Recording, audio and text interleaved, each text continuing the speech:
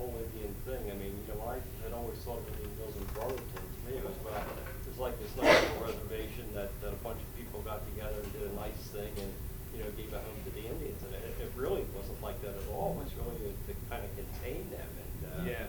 you know, just really, That's I'm not definitely shocked my, at that, but I, you know, kind of opened my eyes a little bit. yeah, that's my impression of it. You know, it was like sort of like patting them on the head, and sort of, but initially it really was about kind of quarantining them in a way. Yeah, like squeezing them into that area. You know, separating them from.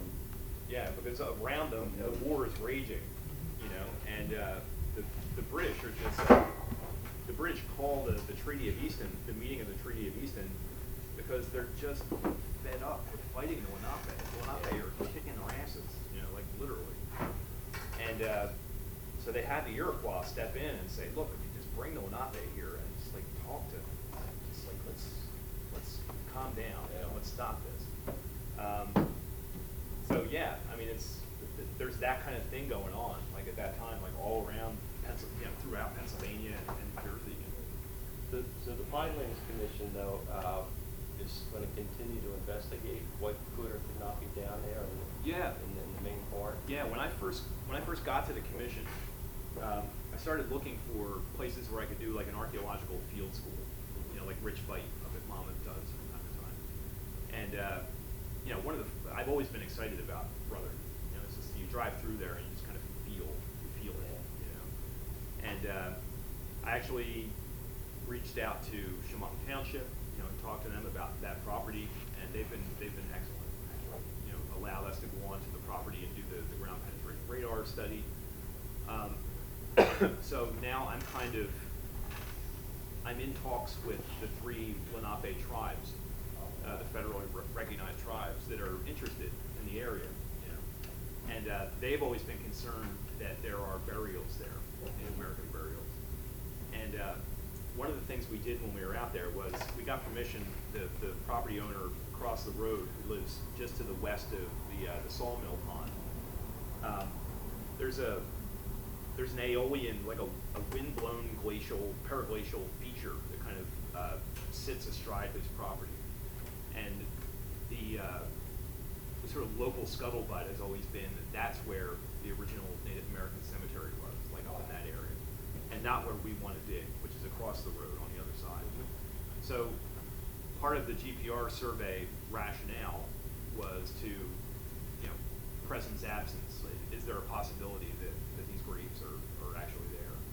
And you know, based on my interpretation of the GPR data, I don't think that there are graves across the street, you know, in that ag field. I do think there's probably a road, and I do think that there may be the remains of you know, foundations, you know, or post molds. Structures. You said that was a 40-acre site roughly, or? Yeah, I guess it is about. Yeah. What about all of the other? I mean, you said it was like how many? 4,000 acres altogether. Yeah, well, it was pretty big. Yeah. I mean, I had the map with the original boundaries of it, where I could send you a copy of it if you want to pass it around at the next meeting or something. So that ag field is one small But portion of what it. I'm trying to understand is why are you focusing on the ag field and not? Because that's where we think Bringer's house was. Okay. Got Yeah. it. That map that I showed you, the surveyor's map. Yeah. Let's see if I go back to it. Has anybody else seen that map? That surveyor's map? Yeah. Yeah, but it was hard to relate to today. Almost like Yeah. you'd want to overlay it too. There it is. Shoot cabins or something. What's that? Shoot cabins on it, right? Yeah. That's the girl that must be. Yeah. So She was there. again, it's hard to see, but Springer's Brook comes down through here, and this is what we think might be Bringer's cabin. And these were Lenape cabins that were built around it. But it's all Now, in that. the long straight line up the middle, That's her is that swamp. Tucker And it Road comes or over what's this. now to Stokes the Road? waterway past Donnie's house. This is actually. Under the, I think that's a. then I behind think that's a township line or Indiana's something, or Pizza. some kind of. I don't think this is an actual road here. That could, could be 541. Yeah.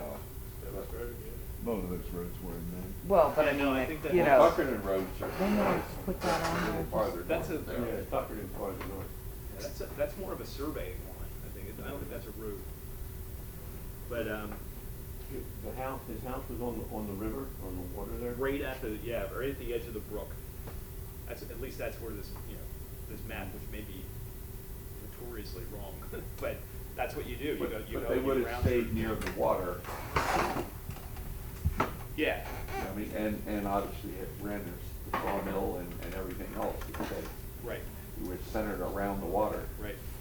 And again, you get different accounts of whether or not there was a foundation, whether it was an earth-fast house.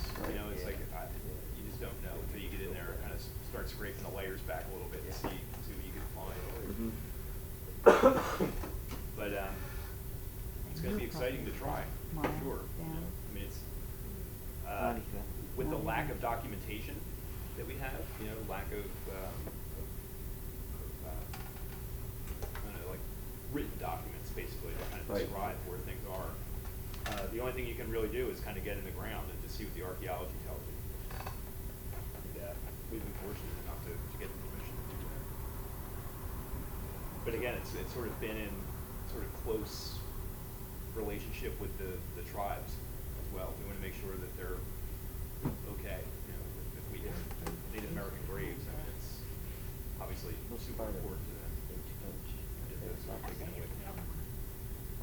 Are you doing a lot of studies like this around the Pinelands, or is this? No, this is kind of the big one I've been focusing in on.